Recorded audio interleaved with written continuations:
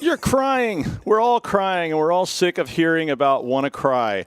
But you're going to hear about it some more because we have to hear about it so much. So we decided today, instead of talking about password cracking, which we promised, we lied, it happens. So we're going to talk about WannaCry, but mostly we're going to talk about dealing with ransomware. So I know you don't care anymore about WannaCry, but we want to talk about dealing with ransomware because you should be scared of it. So hang around.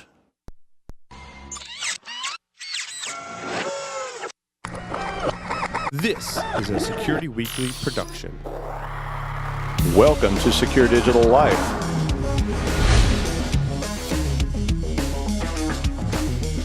And you type in AAA porn or whatever it is you're typing in. I'm sorry.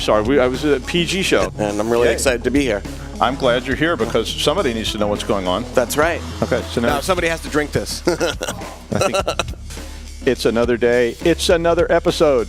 Yeah, he's looking at the wrong camera. You put my camera over here. Cut. Basically, forget you ever saw that. I think actually forgetting you ever saw that would really be a good idea at this point.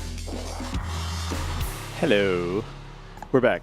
So anyway, we're going to talk about ransomware today because ransomware is on everyone's mind. Everyone's panicked about it. I'm here with Russ Boschman, the amazing person who's right here on my right. So Hi. How's it going, Russ? I'm doing really well. How about you? Good. You didn't get hit by ransomware this week? I didn't get hit by ransomware. I have a Mac, first of all. So. You suck. I know. No, I didn't get hit with it either. We have Macs, we have PCs, we have Linux machines, we have all kinds of crazy stuff. Not to say that I'm completely, can't get infected, but one, Hey, it happens. Hey, don't forget. Anycon. It's on the 16th and 17th of June. It's in Albany, New York, so it's not that far from us. It might be far from you, but hey, that's what airplanes are for. Planes, trains, automobiles, rowboats, you name it, you can probably get there somehow. You can always hitchhike.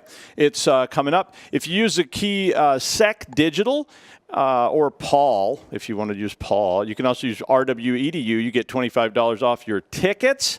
We're going to be there. A whole bunch of people from Security Weekly going to be there. So you should check it out and come on up to Albany and hang out with us. We're going to have swag. We're going to have fun and games. Who knows what. We'll see how bad it gets. You never know. We'll try to not delve over into the illegal. They said it was high school friendly. So if you're a high school student or you're a high school teacher and you want to bring some students, I think we'll all be friendly and nice to you, and you'll have a good time. They're having a capture the flag contest. Yeah. They're having a hardware contest and all kinds of cool stuff. Yeah, so it's going to be awesome. There's an InfraGard meeting in Portsmouth on June 22nd. If you are interested in InfraGard, and you should be because it's a way to get information disseminated to you from the FBI, and they will actually send that right to your very personal inbox, and you can even get classified stuff if they let you in. It's kind of cool and creepy. But so check that out if you're interested in coming to the InfraGard meeting in Portsmouth, Rhode Island on the 22nd, or you want to join your local chapter of InfraGard, let me know, and you can post a comment or whatever, and I'll give you some more information. I just put them in the Facebook chat, too. Russ is taking care of stuff. It's like real time. It happens. It's amazing. Real time. So I was going to start off this week talking about worms. Oh. And I don't want worms. Yeah, I know. Well, that's what you get when you eat at those roadside stands. and the sushi, yeah. Oh, yeah, the sushi at the airport model. Yeah. Gas station. Or one of those machines outside the British gas station where it says refrigeration out of order and you're still buying a prawn and mayo sandwich. I'm not doing that. Yeah, okay. We did that once on a bet. Didn't get sick, though. Oh. Worms in technology are an old thing. In fact, to everyone's knowledge, one of the first worms that ever actually got loose in the wild is called the Morris worm. Morris. And it was written by a guy named Robert Morris who pretended to be an MIT student. He wasn't. He just posted it from there. And he wrote this as an intellectual exercise, according to the court records. And he was just trying to see if he could do it. And so this was a pretty interesting thing. And this was a product that attacked VAX, which was an old server protocol. It was based on DEX from this company that's not around anymore, but Digital Equipment Corporation made this thing called a VAX, and it actually ran a variant of Unix, and also there were some Sun systems that ran variants of Unix, and it attacked SendMail. And it didn't really do anything. I mean, the Morris worm didn't actually do anything to you, but what it did do was it randomly tried to reinfect all the machines around it. And because of the way he set it up, it basically created one of the first times anybody ever saw a denial of service. And it would just cause the server to eventually lock up because it kept forking off jobs. It was just Fork those jobs. Exactly, Right. forking A. And but at the end of the day, it ended up causing some ridiculous, or maybe not so ridiculous. They said $100,000 to $10 million worth of damage, which is like, well, it's like, boy, that's a range. But they didn't really know because it was one of the first times anybody ever exploited. He got arrested. He got charged with a crime. He had to pay a fine. He had 3 years of probation, all kinds of stuff. But it was a really good example of how a worm works. If you're interested, you can find the source code online. It's not something that's a threat any longer unless you have some really, really, really crazy old equipment out there floating around. Today we saw this WannaCry worm, and there have been other worms, obviously, but this was the first ransomware worm. And there was a lot of talk about it. It's been on every major network. You've seen all the cyber experts on CNN. Rob Lee, who's a really brilliant guy, who's one of the founders of forensics, was on CNN. I saw him on there. It makes me mad. You know, Rob, you get on all the shows. It's because you're so good looking, and I'm not, I guess. But whatever. But the truth was that this thing was out there, and it took out a lot of systems. So we want to talk a little bit about why that happened, and then tell you how maybe you can prevent this from happening. What do you think about Soho equipment? So I mean, you always focus on that a little bit. What do you think about that in terms of threats? I mean, I think in terms of threats, Soho stands for, most of you know maybe or don't, small office, home office. And it includes things like routers, network printers, any device really that's meant for small or home office. So, you know, I think that people who don't really know, the average individual who are setting up those Soho networks don't really know much about security in an advanced sense. They may have heard that, or Verizon or Cox or any kind of ISP may have told them that, oh, you should put a password on your router, which we've covered in previous shows. Or you may want to create a complex, SSID, not broadcasted, and then create, web encryption. Which is fine, but I mean, I think that generally people don't understand what that means, and we're talking about in the show, as we have in the past, like different ways. It's not just a one and done thing. It's like you got to do all of these things, or many of them, or as many as you can, to make it so that these things don't happen to you. So, I mean, I think that's important. Yeah, I mean, Soho equipment is by default designed to be sort of defended. Sure. I mean, and certainly that's not to say you need to never worry about it. But basically what happened with WannaCry was the WannaCry worm came in on port 445, and it was exploiting something that's called server messaging block version 1.0. And this is old. So this is stuff Microsoft's been warning for years. You should disable it or do updates or whatever. And so the people that got taken out by this particular worm, just like the one that were taken out by the Morris worm, were taken out by the fact that they had not updated and patched their system. So Morris worm took out SendMail, and this one took out server message block version 1.0, which runs on port 445. So if you're a home Soho user, you would normally have port 445 blocked unless you had physically gone in, like we showed you how to do some stuff like that the other day. If you were port forwarding port 445 and you had an unpatched Microsoft server or a Microsoft PC that had never been updated, then you were very vulnerable to this particular piece of ransomware. So this was the first time we've really seen widespread worms coming out bringing ransomware. And if you watch, and if you're really interested in this and you want to hear a lot more about it, Hack Naked News yesterday, Amanda Mueller from Endgame was on Hack Naked News with Paul talking about how WannaCry works, what they saw. She's a malware analyst, and she was dissecting it. So if you want to go check that out, check that show out, and you can see it's just a 20-minute show where she was talking about it. And I think also that the WannaCry could have been a lot worse than it was if it hadn't been for that kill switch, which was that HTTP address that was registered. Thank God, otherwise a lot more people would have been infected. I mean, it's this guy went out and he registered the domain that it had to reference to, and when he registered it and blocked the domain, then the thing didn't work anymore, and it shut it all down. It's still out there though, and they've released a 2.0 version that doesn't have the kill switch, which means it could come back around. So basically what this thing did was it jumps on your system, it looks for certain kinds of file extensions, and once it finds those file extensions like doc files or whatever, it encrypts all those files using AES 128 encryption. And basically, if you get hit with that, you're pretty much done. Now today, like as of like over the weekend, they weren't even able to give people keys that paid because all their servers crashed, so you couldn't actually pay to get the key back. Theoretically, anyway, the charge was $300 or $600, and you paid up, and they would give you a key. I heard it was not 100% that they were giving keys. Right. That's true of any ransomware, too. Well, yeah, I mean, you're basically paying ransom to thieves. Right. So because the thieves are taking your money, it's like that's why they don't negotiate with kidnappers and people, because typically what happens is they say, ha-ha, we got you, and they take your money and run. Right. But they were apparently paying some of these. Truthfully, several people, I had a couple of calls from people, one had actually been hit with it, and another one that said that, they hadn't been hit, but they were worried. And basically, they said, can you break this? And my answer when people ask me, can I break things, is, well, yeah, but it's probably going to take for longer than the expected lifespan of the universe. And and that's a slight issue, when you deal with it. And then the guy was like, well, how long would that be?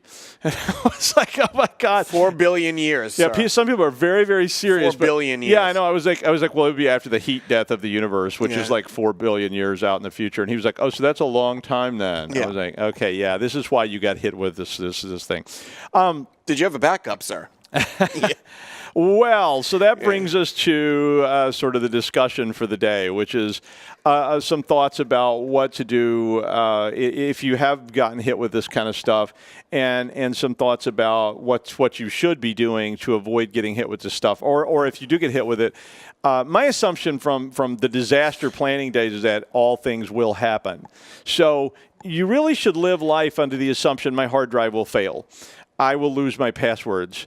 I will get hit with ransomware. I will get a virus. All these things really should be part of your sort of survival mentality for using technology, whether you're at home or you're in an enterprise, because basically it's going to happen. I mean, at some point, the statistics are just going to roll against you, and then you're done.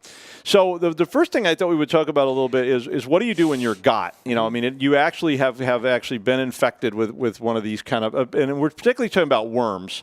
So this is more so, and I guess we should define it a little bit.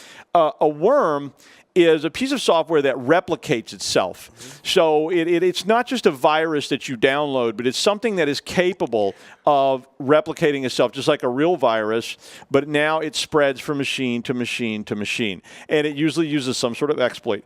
And so enterprises are particularly vulnerable to this because guess what? They have this very standardized set of equipment. So every machine is the same version of Windows. Every machine is the same version of whatever. The servers are the same. And when that happens, you're extremely vulnerable to this. Homes are often the same way because you go out and think about your house and you say, we got 2 laptops and a PC in our home, and which is a small number compared to some of us. And you say, well, are they all exactly the same? Are they all made of the same operating system or whatever? If they are, then you're vulnerable to whatever comes along. So you may not be vulnerable to WannaCry, but you may be vulnerable to Slammer, or you may be vulnerable to something new that we haven't seen that's going to come out next week. Or whatever, yeah. So my first tip, and you can chime in, my first tip is called air gapping.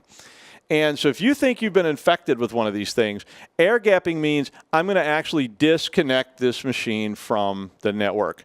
I would probably turn the machine off as well, especially if you have a Wi-Fi device, because you can't actually unplug it from the network. You can, however, go and unplug your Wi-Fi. So my air gapping tip for you is if you think you're infected by something like this, either disconnect the network cables from everything, not just the machine you think is infected, because you got to stop this thing from spreading throughout your environment, but go and unplug your Wi-Fi. I mean, just literally shut the thing down, because that's going to keep stuff from jumping from machine to machine. So maybe if one of your machines is really wiped out, you've got another machine that actually is okay and it survives, or it was partially attacked or whatever. Well, I mean, would that be? Yeah, I think that's great. I mean, this particular worm only infected Windows machines, but that doesn't mean that all of the machines are not susceptible to attack. And that includes things like, PlayStations and Xboxes in the future. Not for this one, but, Right. Well, so. I mean, all that comes back to what's called a zero-day exploit. And if you haven't heard us talk about that before, a zero-day exploit is something that's not yet been discovered. So when it first pops up, nobody knows about it, or at least nobody has widely, had knowledge of it. And yeah, it could affect anything. And a lot of systems have embedded operating systems in them as well that you don't actually see. Like, for instance, a TiVo. A TiVo runs on Linux. So underneath the screen you might see on your television set, if you use a TiVo device, there is an operating system underneath there. A lot of things run on Windows, but you don't see Windows, but it's just sitting there in your house. So you may have a refrigerator, you may have something else. Your car has some kind of operating system in it. So as these things happen, if a zero-day exploit comes up that can be used for this, a worm could be released, and all of a sudden it's jumping from vehicle to vehicle to vehicle on the freeway, which makes the self-driven cars, really start to sound scary. Especially if they're flying. Well, yeah, but I mean, all of our cars are enabled too. So and if they could spread. So you really want to ensure that the machine is isolated. The second thing I put on there is start to evaluate your backup situation. You need to do all this quickly. So this is kind of incident response stuff, but you need to jump on there very fast and evaluate your backup situation. Is your backup machine running that same operating system? Is your backup machine on the network? Is your backup machine local? Is it possible it's being compromised? Because it can very easily be that this worm, once it attacks your system and starts injecting the ransomware, the worm itself can't spread to, say, OneDrive or Google Drive, but the ransomware can. The ransomware can follow that tree on your system and actually infect all of your cloud-based files as well. So since they're connected, so you need to evaluate what your backup situation is right then and start taking action very quick to stop this stuff from going on. If you have a backup then, so if you're this lucky person that calls me and I say, well, use your backups, and you go, oh, wow, awesome, Doug, I'll use my backups. This hasn't happened very often. But you wipe the systems, so get something like Kill Disk, which is a really good product that has a free version. And unless they want to pay me, I'm going to just say I'm going to tell you about free stuff. Get Kill Disk and literally wipe the drives to the bare metal. I mean, there was nothing in WannaCry that would have allowed it to persist beyond a basic wipe or even a formatting. But that doesn't mean all of them are like that. So to me, I'm not like, I'm going to scorch the earth and I'm going to sanitize for your protection. And I'm going to make sure, and then once you do that, you reinstall operating system and restore everything from backups, and you're good to go. So just the way mine are, my backups are, I have cloud drive stuff. So I have stuff on cloud drives, which means that it's not only locally, but it's also up somewhere on a cloud. So that ain't going to save me from WannaCry. But I also have hard backups that are pushed onto a server that's not even in my network. I have to push it over a VPN out into the world. And not everybody has that capability, but that's how I do mine. We'll talk a little more about how to set that up in a minute. We have a question on Facebook. Well, if you cool. want. Answer it. So one of the question is, how is it with all the versions, first with 1.0, then the kill switch, and then 2.0, and now 3.0 potentially? Is this information true? Is it correct? How are these programmers, these coders, these hackers creating such an emergency response to arguably a poorly designed 1.0? Well, that's a great question. Thank you for sending that in. My opinion of it, or at least the general opinion, is that it's not just the same group. That this thing was released into the wild by someone. And the 2.0 version may have been actually developed by someone else. They put this out there, and once it was sold or released or however it got initially distributed, it got on the dark web. And so now once these things became evident, because the source code was available, other people could just take that source code. And I'll go back to the Morris worm. You could go on the internet right now and get the Morris worm. It won't do anything.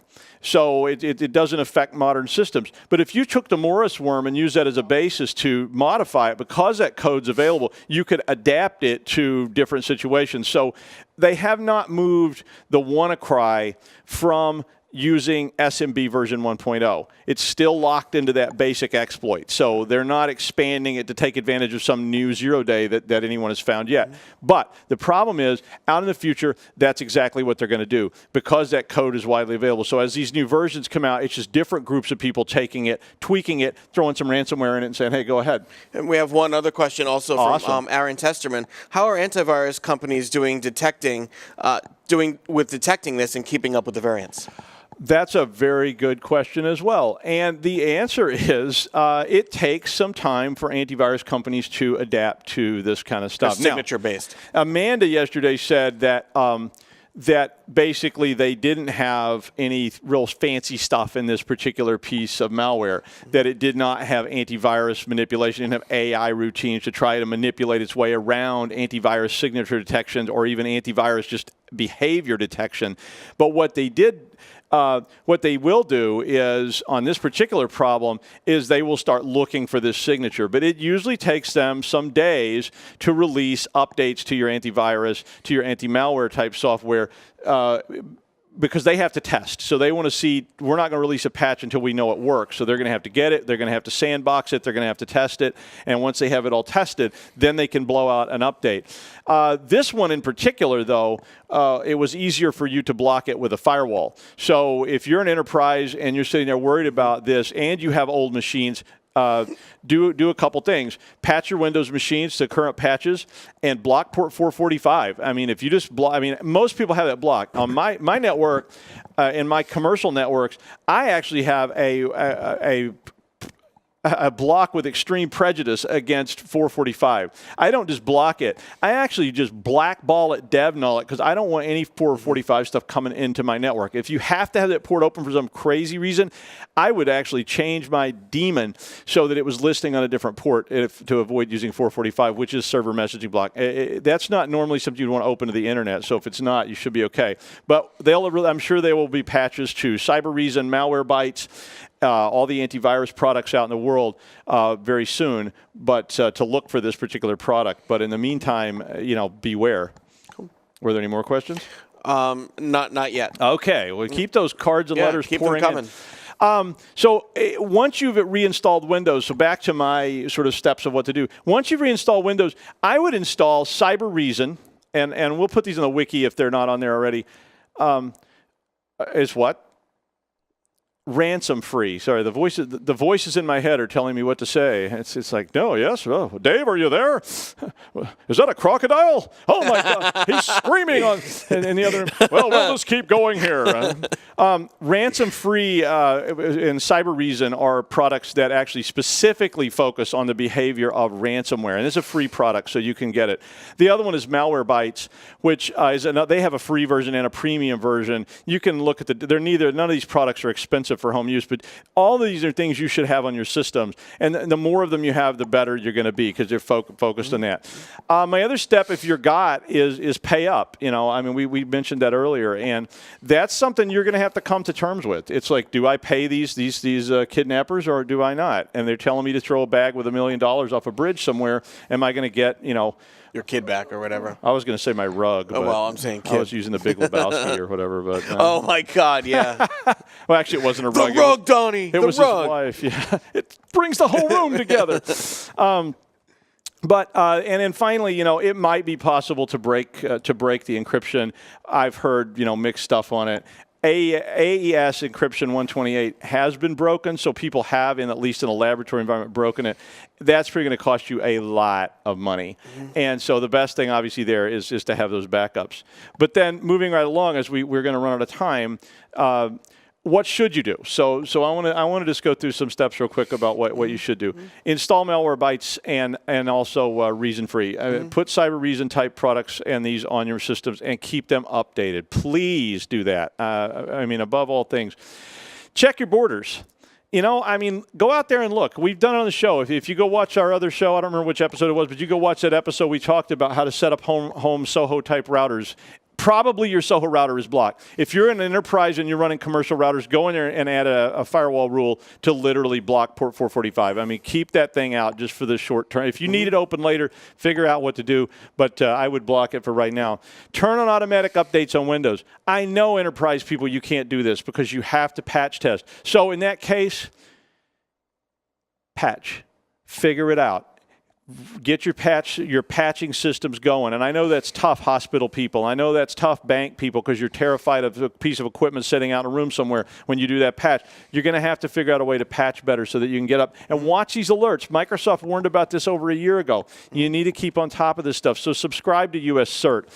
Join InfraGard. Watch Security Weekly. All those things have been talking about this stuff for a long time. Have a long talk in your network with people about phishing. A worm, cool. You block port 445, and a guy goes out in the parking lot and brings a flash drive inside. Guess what happens? Boom. It didn't matter. You got the greatest firewall in the world. Yep. You spent $1 million on it, and the guy went out in the parking lot, brought a USB drive in, plugged it in the system, and boom, you're down. Ransomware the whole company. So remember, learn about phishing. Think about phishing at all times. It's something you should always be aware of. And finally, this is the most important one of all. This is the biggie. You have to. Please make backups. Oh, my God. Please. Offline. Yeah. Offline. I put it in parentheses so that I would remember to say it that way. Offline. Please. And what I mean by that is if you don't have access to a server that you can connect to via SSH or VPN or something like that you're not going to stay connected to, that's a secret. Get a removable drive, but remember, it's got the word removable in it for one big reason. Because you can remove it. Pull it out. And you need to remove it. Because if you leave it plugged in, it's just a part of your system. Ransomware doesn't care if it's a removable drive, if it's a CD drive, or whatever it is, it's going to encrypt anything it can encrypt. And if you've got it plugged in all the time, you are done. The other reason you need a removable backup, and I prefer what I call out of band. The reason for that is because what if there's a fire? What if there's a flood? What if it's stolen? Those are all cases I've responded to. Mm-hmm. And in every one of those cases, they lost their backups because they were directly attached to the machine in question. So you need a way to get those backups off site. You don't have to do this every night. You need to do it on a cycle. What is my cycle I can survive? Can I rebuild a week back, a day back, a year back? How far can you go? But you need to get those backups off site. If nothing else, put it on a removable disk and put it in a safety deposit box somewhere because you need it away from that original machine. And if you can do that with the cloud, that's fine, but you can't stay attached to it. So if it's a cloud drive that's always alive on your system, boom, it's going to get wiped out, toast, you're done, and you're going to be crying and calling me on the phone saying, can you break AES 128? And we'll have that little chat about the heat death of the universe in 4 billion years because you won't like what you're going to hear. So basically, anything else, Russ, about this? No, I mean, I think this has been bled to death, but I think it's important that it continues to stay on the forefront of everything. And we had some great questions from our audience. And thank you, audience, for giving us those great more questions. We love them. Yeah, we do. We do like questions. It means you're out there and we can hear you breathing. So one more. One more. Rory Smith asks, so did WannaCry not use an email campaign? Correct. Okay, I want to make sure I understood what you asked, but I got it. No, they did not. WannaCry was a worm. It was just distributed via this worm. And what the worm did was it goes out and it looks for port 445 open. Then it actually sends a message to the SMB v1.0, and that is used to compromise a machine and get administrative privilege. Once that happens, it's able to inject the ransomware. So you did not have to get an email. You didn't have to click on an email or bring a flash drive into the building. But that doesn't mean future ones won't No, use and the reason I was bringing that up was because that doesn't mean they can't adapt this. Right, exactly. And the ransomware part of it would work just fine on a flash drive or whatever, and then you would be in just as much trouble. But in this particular case, yeah, it was automated. It came looking for you. It's the Terminator, baby.